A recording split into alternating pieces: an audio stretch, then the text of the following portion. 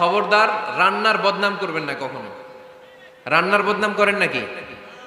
এটা ঝাল হইছে, ওইটা মজা হয় নাই, এটা টক হইছে, এটা লবণ হয় নাই, এরকম আছে না নাই?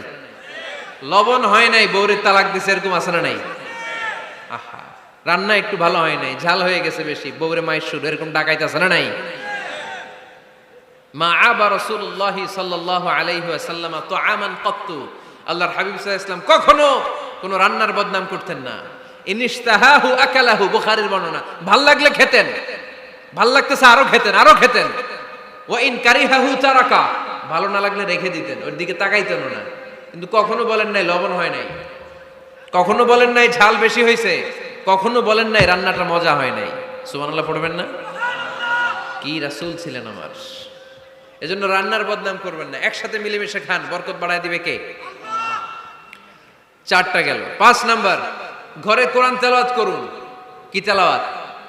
কোরআন তেলাওয়াত নাই, ঘরে তেলাওয়াত নাই, ফজরের পরে তেলাওয়াত নাই, সব ঘুম আর ঘুম, আছে না নাই? তো রহমত বরকত ঢুকবে কেমনে? ঘরে কোরআন তেলাওয়াত করুন।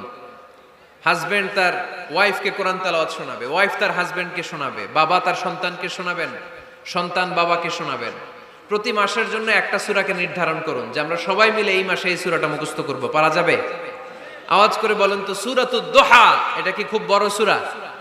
কথা কয় না। সূরাতুদ দোহা কি বড় সূরা না ছোট সূরা? তো এক মাসে কি এই সূরাটা মুখস্থ করা যাবে না? কথা বলে। ওয়াত-তিনি ওয়াজ-যাইতুন ওয়া তুরি সিনিন, এটা কি বড় সূরা?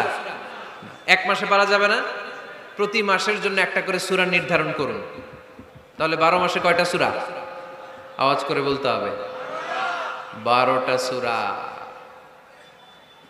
প্রতি মাসে একটা। আজকে তো 31st নাইট না? কয়টা বাজে? হ্যাঁ, আরো সময় বাকি। 12টা বাজতে বাজতে আরো দেরি অনেক।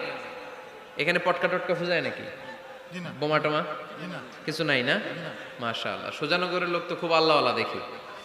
আল্লাহ কবুল করুক। এই যে নতুন বছরের জন্য প্ল্যান নেন, ঘরটারে কি করে সুখী সমৃদ্ধ বানাবেন। প্রতি মাসের জন্য কয়টা সূরা? 12 মাসে তাহলে কয় সূরা? 12 সূরা। প্রতি সপ্তাহে আপডেট নেবেন, খোঁজ খবর নেবেন, কয় আয়াত হইল তোমার। স্ত্রীর খোঁজ খবর নেবেন, সন্তানের খোঁজ খবর নেবেন, কয় আয়াত হলো। মাস শেষে সবাই সবার কাছ থেকে শুনবেন। ঘরের বরকত বাড়ায় দিবে কে? ঘরে শান্তি রাখার, রহমত রাখার 2 নম্বর পদ্ধতি হচ্ছে ঘরে ছবি টাঙিয়ে রাখবেন না। ছবি না, বিয়ের ছবি টাঙিয়ে রাখবেন না। মৃত আব্বা আম্মার ছবি বাধাই করে টাঙিয়ে রাখবেন না। নেতা নেত্রীর ছবিও টাঙিয়ে রাখা যাবে না, এটা নিষেধ। রহমতের ফেরেশতারা আসে না, ঘরে ঢুকে না। ইন্নাল মালাইকাতা লা তাদখুল